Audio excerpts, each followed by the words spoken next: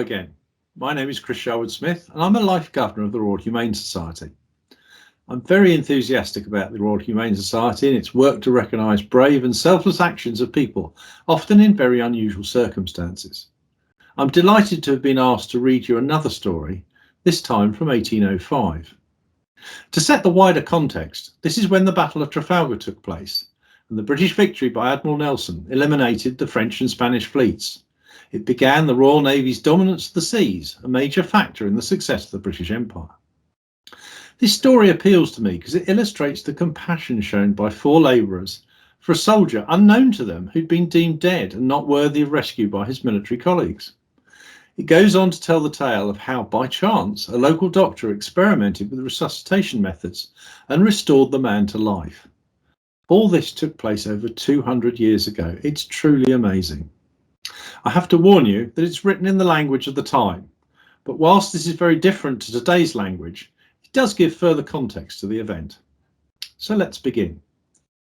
1805, the Reverend Mr. Morris to Captain Reed, Normanston, 8th of December 1805. Dear Sir, knowing the deep interest you take in the cause of humanity and the solicitude that you have to persevere as well as to restore life where it has seemed to be lost, I presume to lay a statement before you of the most important kind. Its authenticity is established not merely by the character of the writer, but innumerable witnesses at Lowestoft, as well as in the district where the apparent death happened. Mr. Crowfoot, surgeon of Beccles, called and related his extraordinary instance of resuscitation. Sergeant Bubb being removed by an order from his officer before he was fit to be taken from bed, he was therefore conveyed in a cart to join his corps. I'm sure you will take great pleasure in communicating the particulars to the Royal Humane Society. The exigencies of our country demand a peculiar attention to the soldier and sailor. The cause of distress with you will never plead in vain.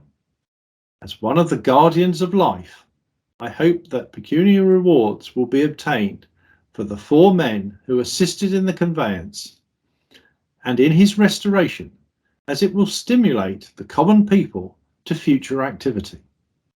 And likewise an acknowledgement of honorary praise for Mr. Crowfoot for his meritorious professional conduct.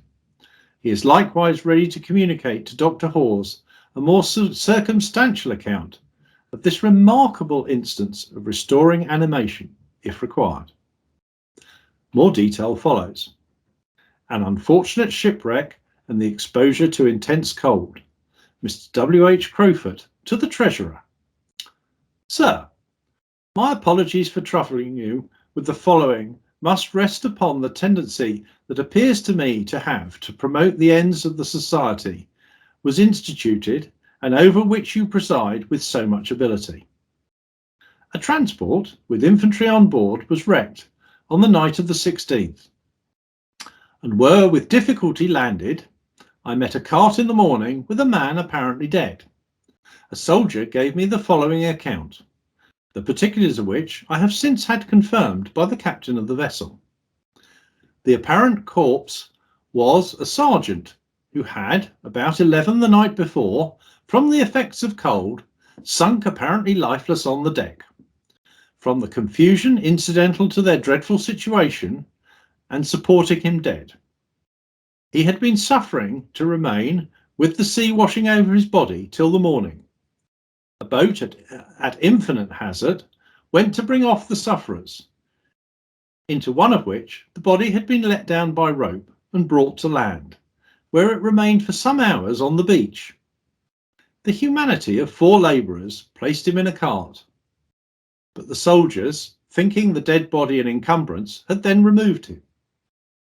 The men, however, procured another cart in which they were conveying him when I accidentally met them. The Precordia, being rather warm, encouraged me to attempt resuscitation. I bid them drive to an inn. The man had been supposed dead for 13 hours. The body was put between warm blankets and after some hours' perseverance in the usual methods, languid life returned, and the inexpressible satisfaction is not to be described of finding that I succeeded in refusing a fellow creature from a premature death and preserving to his king and country a robust young man. Signed, W.H. Crowfoot. Thank you for listening. I'm sure you'll agree that Mr. Crowfoot and the 4 labourers were highly deserving of the awards that they subsequently received for saving the life of Sergeant Bubb. There have been thousands of stories of bravery recognised by the Royal Humane Society over the years. The Society is encouraging people to become one of their life governors.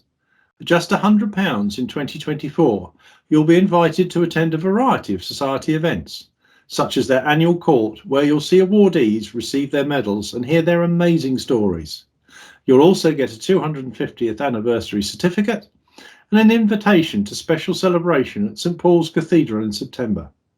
If you'd like to find out more about the Society and our work, do visit the website and support us however you can in the 250th year. Thank you.